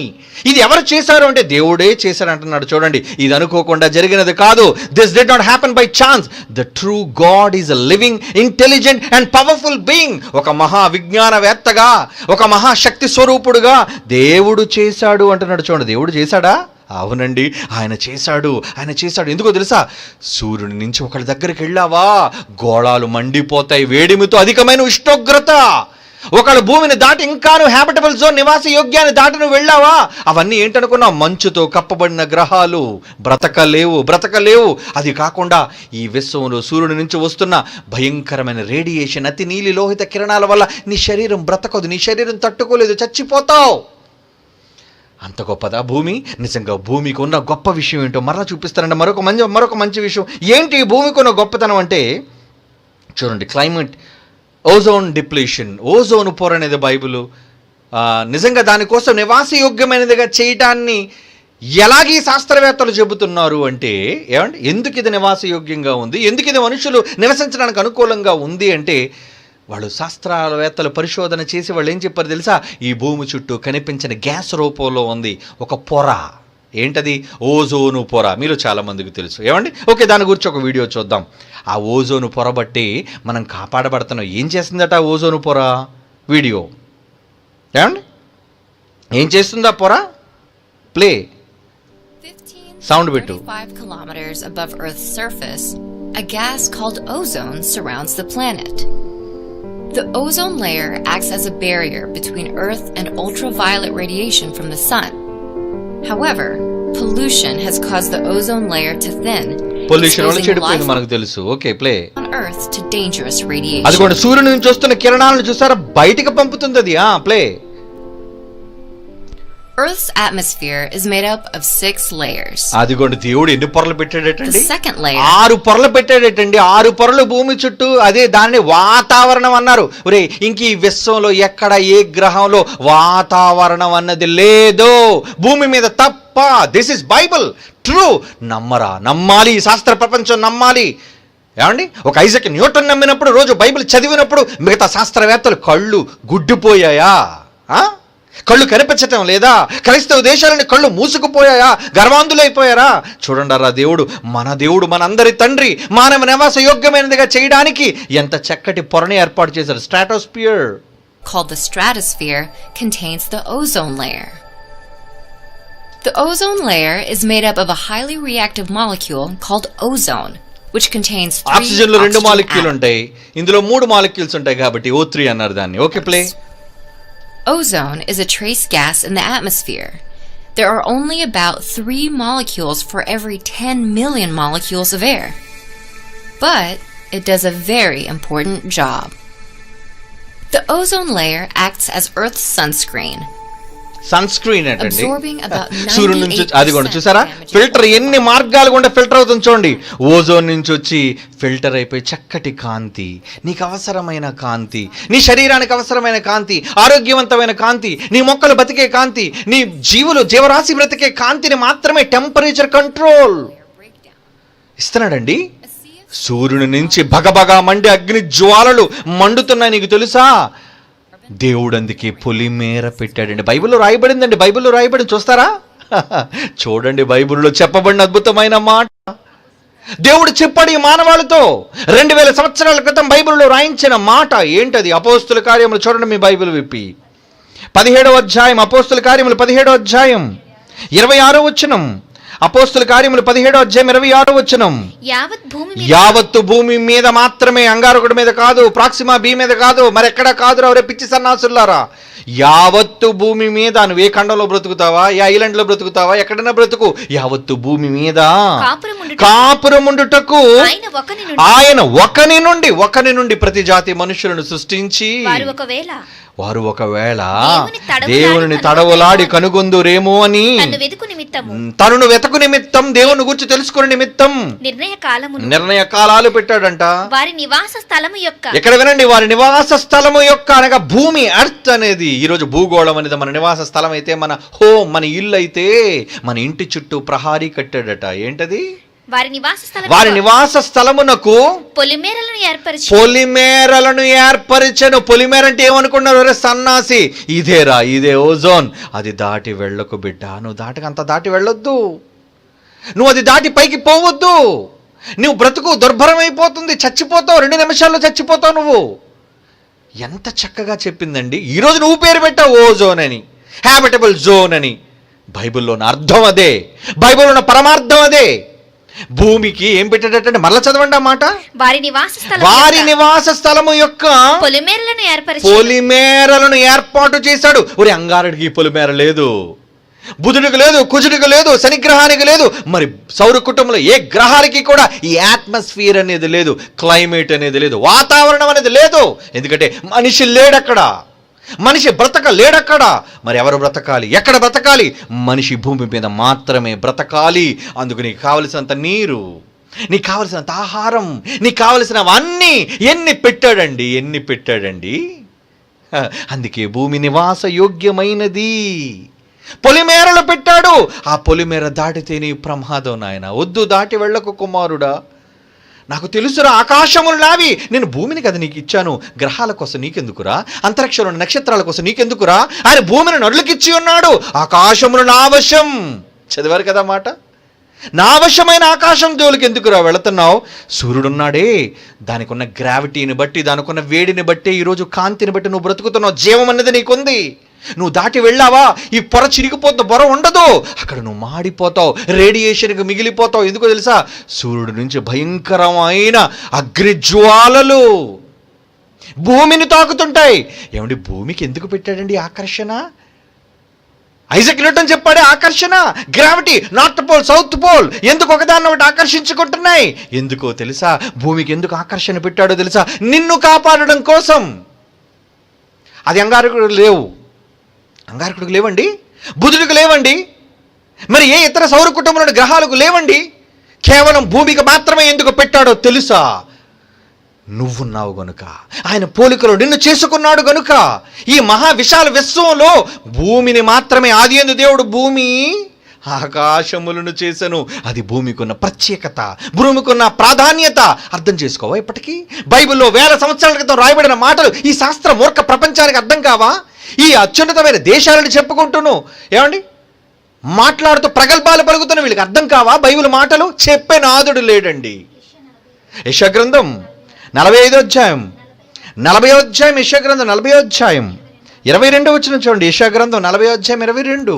ఆయన భూమండలము మీద ఆసీనుడై ఉన్నాడు. ఒకడు తెరను విప్పినట్లుగా ఆయన ఆకాశ వైశాల్యమును విప్పాడు. ఒకడు గుడారము వేసినట్టు ఆయన దాని నివాస స్థలముగా ఏర్పాటు చేశాడు. దేనిని? భూమిని. నువ్వు నివసిస్తున్న భూమిని. ఎందుకో తెలుసా? సూర్యుడే కదా నీకు జీవప్రదాత, సూర్యుడే కదా నీకు కాంతితో సమస్తాన్ని నింపి ఇచ్చేవాడు. ఆ సూర్యుడు ఎలాంటి వాడో తెలుసా? ఆ సూర్యునిలో నుంచి అతి నీలి లోహిత కిరణాలు, రేడియేషన్ భయంకరంగా ఉంటుంది. అది నువ్వు తట్టుకోలేవు నాయన. నువ్వు హ్యాపీగా మంచం మీద పడుకోవచ్చు బట్టలు తీసి, ఏ బట్టలైనా ధరించుకునైనా నువ్వు హ్యాపీగా జీవించవచ్చు భూమి మీద. ఎందుకయ్యా ఆకాశం వైపు పరుగులు పెడతావు? ఉపగ్రహాలు పంపిస్తే పంపించు నీ టెక్నాలజీ కోసం. మనిషిగానే వెళ్ళొద్దు, ప్రమాదం. ఎక్కడికో గ్రహాల దగ్గరికి వెళ్ళొద్దు, ప్రాక్సిమా సెంటర్ దగ్గరికి వెళ్ళొద్దు. దానికోసం ఆలోచనలు మానుకో. అంగారకుడి మీదకి వద్దు. ఎలాన్ మస్క్ చెప్తున్నాను రా, నీతో వద్దురా. దేవుడు చెబుతున్నాడండి తన పిల్లలతో. ఎందుకో తెలుసా? పైకి వెళితే భయంకరమైన ఉష్ణం, వేడి, అది నువ్వు తట్టుకోలేక చచ్చిపోతావు 2 నిమిషాల వ్యవధిలో. అందుకే దేవుడు గ్రావిటీని భూమికి పెట్టి ఎంత చక్కగా భూమిని కాపాడుతున్నాడో. ఏమంటే చివరిగా ఎపిసోడ్లో ఈ వీడియో చూద్దామండి. నిజంగా భూమిని ఎంత చక్కగా ఆయన కాపాడుతున్నాడన్న విషయాన్ని. ఎందుకు అది తెలుసా? మొదటిగా సూర్యుడు ఎంత దారుణంగా, సోలార్ ఫ్లేర్స్ చూడండి. మనకు కనిపిస్తున్న సూర్యుడు ఎర్రగా మండుతున్నాడు ఏమో అనుకున్నారు. ఒకసారి దగ్గరికి తీసుకెళ్తాను సూర్యుడి దగ్గరికి మీకు, ఓకే? ఎందుకంటే because it's a magical journey into the స్పేస్లోకి వెళ్ళాలి. భూమి మీద ఉండి ఈరోజు అన్నీ చూస్తున్నాం మనం. దేవుడు చెప్పిన మాటలన్నీ కూడా మనం ధ్యానిస్తున్నాం మనం. ఏమండి? సూర్యుడి దగ్గరికి వెళ్తామా? ఒకసారి చూడండి సూర్యుడు ఎలా ఉంటాడో తెలుసా? క్లోజప్లో సూర్యుడిని చూస్తే అక్కడ నుంచి వాతావరణం ఎలా ఉందో చూడండి ఒక్కసారి. సోలార్ ఫ్లేర్స్ చూడండి. అదిగోండి ఉపరితలం. అబ్బో మండుతుంది. అదేంటండి పైన ఏదో విరజిమ్ముతున్నట్లుగా. అదేనండి సోలార్ ఫ్లేర్ అంటారు దాన్ని. అంటే ఉండుండి మహా జ్వాలలు, అప్పుడప్పుడు మంటలు చూసారా విరజిమ్ముతుంటాయి. అలా సూర్యగోళం నుంచి కూడా విరజిమ్ముతుంటాయండి. ఈ ఒక్కటి చాలండి భూమిని మార్చేయడానికి, మసి చేసేయడానికి, మానవ కోటి చావడానికి ఆ ఒక్క ఫ్లేర్ చాలండి. అదిగో చూసారా, ఉండుండి సూర్యుడి నుంచి భయంకరమైన జ్వాలలు బయటకు వస్తుంటాయి. సోలార్ ఫ్లేర్స్ అన్నారు. అది ఏం చేస్తే తెలుసా? మనిషిని, యావత్తు మానవ జీవితాన్ని మొత్తం సర్వనాశనం చేస్తే భయంకరమైన ఉష్ణం, వేడి, రేడియేషన్ అన్నారండి. అవి వెళ్ళిపోతుంటే ఆకాశంలో, అది ఆకాశంలో ప్రయాణం. ఎందుకంటే కాంతి సూర్యుడి నుంచి భూమి మీదకి రావడానికి ఎంత నిమిషాలని మీకు చెప్పాను? 8 minutes time. Okay, next video పెట్టినానా ఏంటో తెలుసా? Aurora explained. మీకు చెప్తాను చూడండి. అంటే కాంతి భూమి మీదకి రావడానికి 8 నిమిషాలు టైం పట్టినప్పుడు అక్కడి నుంచి జ్వాల ఒకవేళ వచ్చింది అనుకోండి. ఓకే, ఫుల్ స్క్రీన్ చేయనా? అదిగోండి జ్వాల. On the sun, a star of average size among billions of other stars in our Milky Way. అదొక నక్షత్రం లోన భగభగ మండుతుంది. The sun acts as an enormous power plant. The energy is created deep inside the core of the sun. చాలా వేడి. భూమి సూర్యుని ఉపరితలం మాత్రమే 5000 డిగ్రీలండి. And the pressure so enormous that hydrogen atoms are squeezed together into another element, helium. This nuclear reaction releases energy. అవి దేవుని శక్తిని చెబుతున్నాయి. ఆరిపోకుండా భగభగ మండుతున్న సూర్యుడు. In the outer layers, the heat moves to the surface in huge eddies called convection cells. These electrical currents of charged gas ఇవి భూమి మీదకి వస్తాయండి జ్వాలలు. చూడండి. In some places, మరొప్పుడు ఎలా భూమిని ఎలా కాపాడాలి? అదిగోండి ఇందాక మీరు చూసారే, అదిగోండి అలా లేస్తాయా జ్వాలలు. ఆ జ్వాలలు సెగ అంటారు దాన్ని, సెగ. ఆ సెగ భూమి మీదకి వస్తుందండి. సెగ, సోలార్ ఫ్లేర్ సెగ. 2012లో ఒక సెగ వచ్చిందట, కాపాడబడ్డాం మనం. ఇలా ప్రతిసారి సెగలు వస్తూనే ఉంటాయి. ఇలా సూర్యుడి నుంచి వెలువడిన ఒక ప్రత్యేకమైన సెగలు, జ్వాలలు, అవి దగ్గరగా కాంతి ప్రయాణం చేయడానికి 8 minutes కదండి. సూర్యుడి నుంచి కాంతి రావడానికి కొన్ని నిమిషాల పరిధిలో వచ్చేస్తుంది భూమికి. మరి అలాగా భూమిని ఎలా కాపాడాలి? ఏం చేయాలి? భూమిని ఆ జ్వాలలో అలా విస్తరించినప్పుడు భూమి దగ్గరగా వస్తే భూమి సర్వనాశనం. కానీ ఒక అద్భుతం జరుగుతుందండి. Solar storm can reach speeds over 8 million kilometers an hour. After 6 hours, it blows past the planet Mercury. మొదటి గ్రహాన్ని దాటిపోయి మండించుకుంటూ వెళ్ళిపోతాయి, ఏం పర్వాలేదు. భయంకరమైన ఉష్ణం, అవి కూడా ఉష్ణగోళాలు కాబట్టి. తర్వాత రెండోది వీనస్, ఇది కూడా దారుణమైన వేడి కలిగినది. దానికి ఏం పర్వాలేదు, అక్కడికి వెళ్ళిన ఆ వేడి. The planet Venus.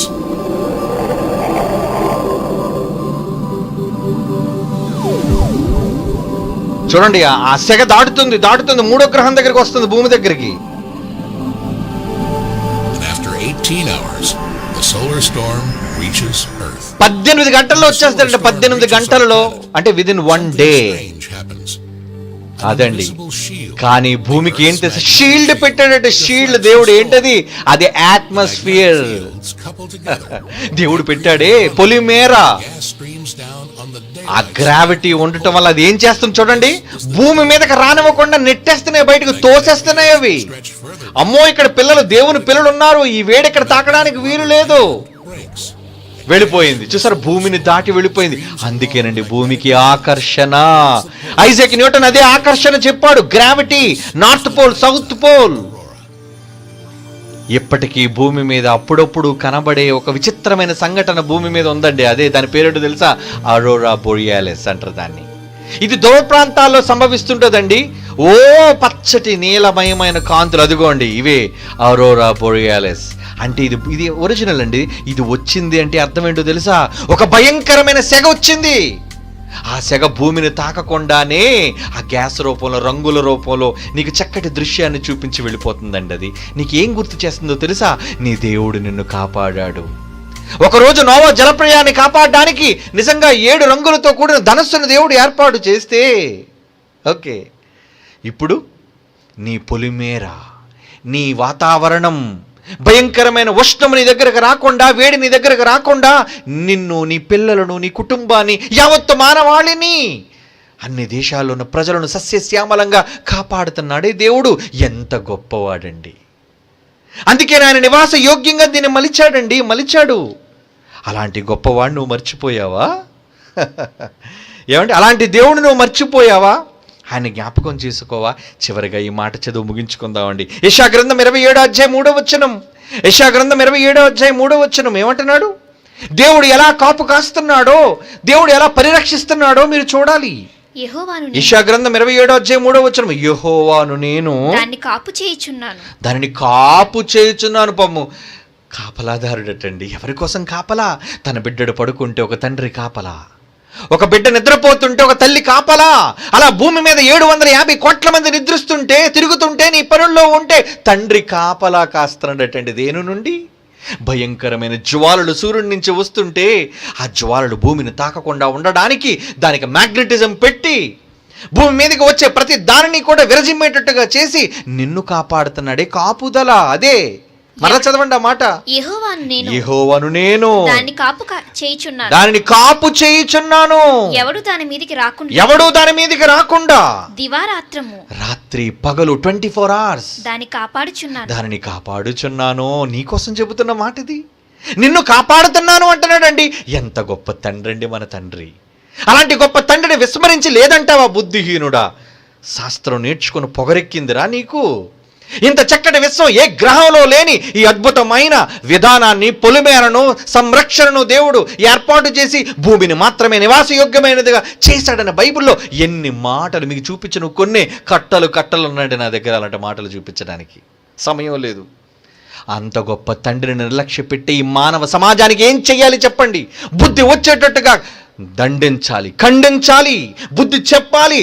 దేవుని పాదాల మీద మానవ సమాజాన్ని, వాడి విజ్ఞానాన్ని అజ్ఞానమని నిరూపించి దేవుని పాదాల మీద పడేయాలండి.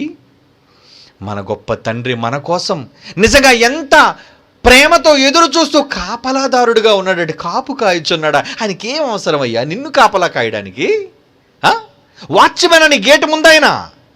అవునండి, కాపలాదారుడు నేనే కాపు కాయచున్నాను. ఎప్పుడు? దివారాత్రము, రాత్రింబగళ్ళు. 24 గంటలు నువ్వైనా విశ్రాంతి తీసుకుంటున్నావేమో, కానీ ఆయనకు విశ్రాంతి లేదే ఆ తండ్రికి. He's a great father. ఆయనే గొప్ప తండ్రి. అలాంటి తండ్రిని మించిన వారు ఎవరున్నారండి ఈ విశ్వంలో? One and only. అంత గొప్ప తండ్రికి పిల్లలుగా మనం ఉన్నందుకు ఆ తండ్రి కీర్తిని, ఆ తండ్రి యొక్క ఖ్యాతిని చెప్పు ఈ మానవ సమాజంలో. అదే ఆయన కడుపును పుట్టినందుకు నీ కర్తవ్యం. ఓకే, క్షమించండి, 15 minutes ఎక్కువైంది. బట్ ఇంకా మన జర్నీ ఎండ్ అవ్వలేదు.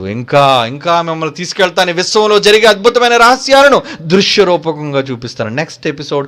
అంటిల్ దెన్ బైబిల్ చదువుతూ ఉండండి, దేవుని యందు భయభక్తులు కలిగి ఉండండి. కళ్ళు మూసుకుండి ప్రార్థన చేసుకుందాం. పరిశుద్ధుడైన తండ్రి, మీ మహాజ్ఞాన సంగతులను అవి చదువుతున్నప్పుడు, మేము ప్రత్యక్షంగా చూస్తున్నప్పుడు ఎన్ని గొప్ప కార్యాలు చేస్తున్నారయ్యా. మీ జ్ఞానం అనంతమైనది. మీకు వారసులుగా ఉన్నందుకు ఎంత ధన్యత తండ్రి. మీ పిల్లలుగా పుట్టడమే మేము చేసుకున్న గొప్ప అర్హత. అవును తండ్రి, ఈ మహాజ్ఞానాన్ని ప్రపంచ శిఖరాలపైన ఎలుగెత్తి చాటే భాగ్యాన్ని అల్పులము, ఎన్నిక లేని వారము, నీ దాసులము, నీ వారసులమైన మాకు, మా కుటుంబాలకు అనుగ్రహించవలసిందిగా ప్రార్థిస్తూ క్రీస్తు యేసు వారి అమూల్యమైన నామములో ఈ ప్రార్థన మీకు సమర్పించుచున్నాము తండ్రి. ఆమేన్.